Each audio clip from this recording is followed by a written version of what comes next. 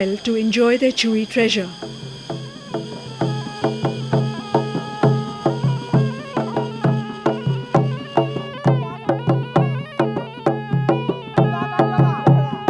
This has been a good season.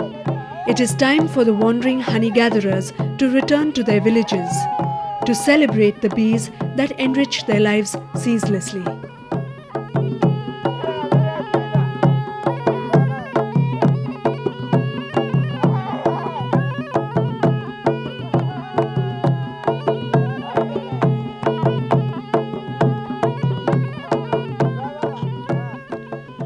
Only about 4,000 Kurumbas remain in the Blue Mountains today. In the 2,543 square kilometer area of the Nilgiris, there are 80 existing Kurumba villages. These small settlements usually fringe forested areas. Their frail homes are made of interlaced branches or bamboo filled in with clay. Gentle and reticent, these people have largely remained aloof from the intrusions of the outside world. Kurumbas are essentially forest people. For hundreds of years they have lived off the forest and their land, compelled by the seasons, one with nature. Honey hunting and forest collection have always been a part of the Kurumba way of life. Even today, they collect nuts, bark, roots and moss from the forest as a part of their livelihood. Earlier, millet and vegetable cropping provided all their food requirements. This was supplemented by their cyclic activities. Honey harvested from the Nilgiri cliffs is rare. Yet, until a few years ago, the Kurumbas used to barter or sell their honey for a pittance. They would sit on the road selling their honey in dirty old bottles for as little as 30 cents a litre.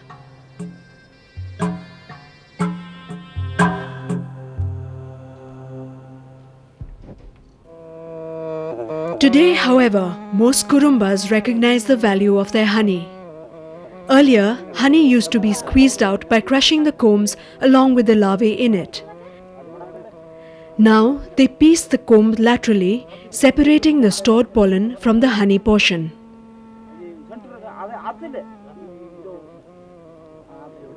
The pieced combs are tied in a cloth and the honey allowed to filter through.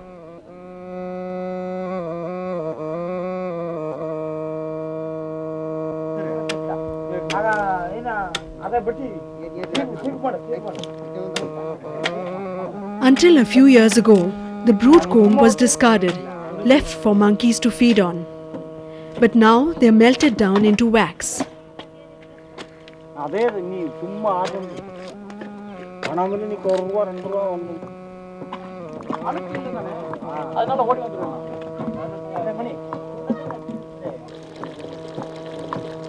The liquid wax is filtered and poured into water to cool into beeswax cakes.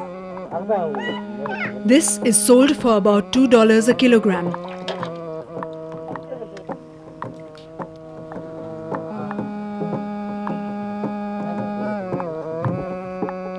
These interventions made by Keystone, a local eco-development voluntary organization, has helped the Kurumbas improve their honey extraction process.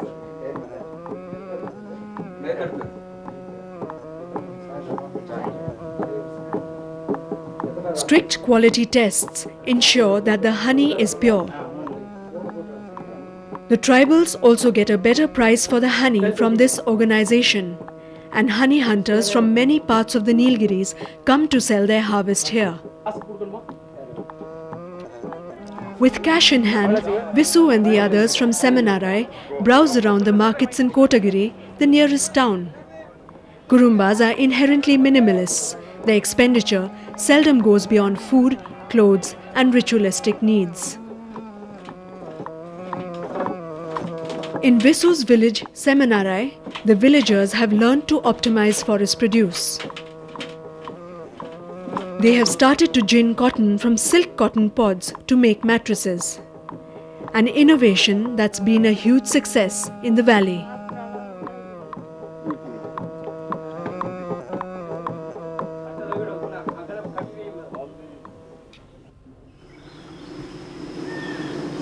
The Blue Mountains are crested by grasslands and tightly knit areas of forests locally called sholas. These grasslands and sholas work like a moisture trap, replenishing the upper Nilgiri catchment area, a fountainhead for the plains.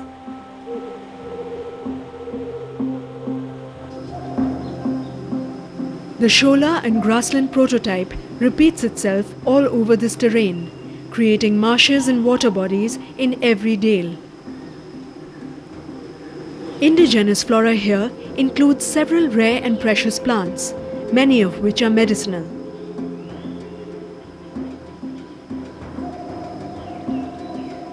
This vibrant and diverse ecosystem has been declared a protected zone, the Nilgiri Biosphere Reserve. With this, the antiquity and richness of the native tribes and the evergreen forests of the Nilgiris have a fighting chance to survive.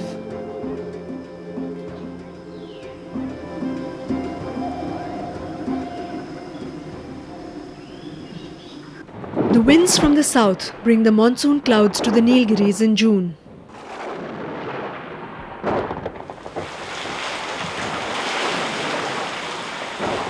With the onset of the rains, the honey hunting season comes to an end. The rock bees start to migrate to lower reaches. The hives lie abandoned, harboring only wax moths for birds to feast on. Monsoon showers that have nurtured the hills and forests for thousands of years now feed endless tracts of tea estates. Tea and eucalyptus plantations have proliferated in the Nilgiris, edging out the old rhythms of life. Introduced by the British in the 1800s, they have eaten into the original forest cover. Thousands of acres of shola forests have been replaced by these zero-diversity plantations. A fresh spate of tea planting in the 1970s disbalanced the Nilgiri ecology further. This time, the onslaught affected the tribal communities directly. Lured by the steady cash, many tribals converted their traditional farmland into small tea and coffee holdings.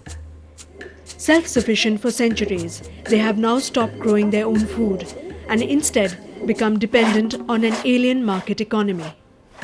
Many opt for 9-to-5 paid labor jobs as estate and logging workers, trading freedom for security. Even honey production has dwindled with the loss of forests and bee foraging areas.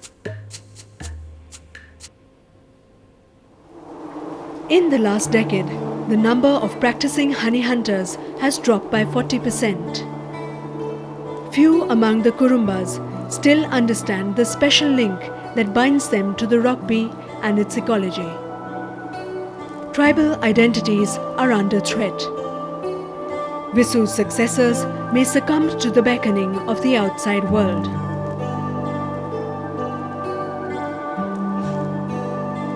The Kurumbas of the future probably will never feel the thrill of honey gathering on the Nilgiri cliffs.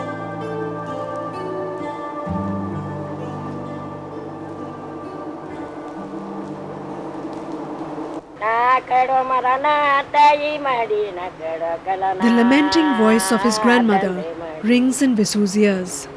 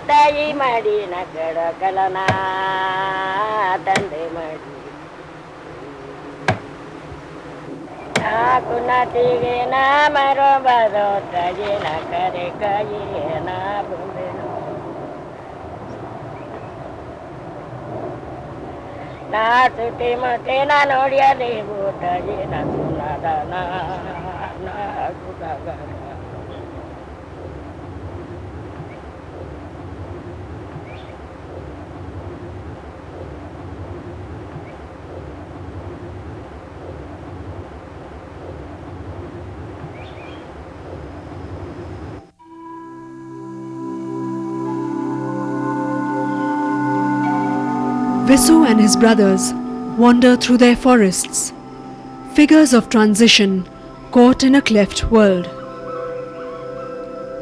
Soon it will be time for Visu to return to the city.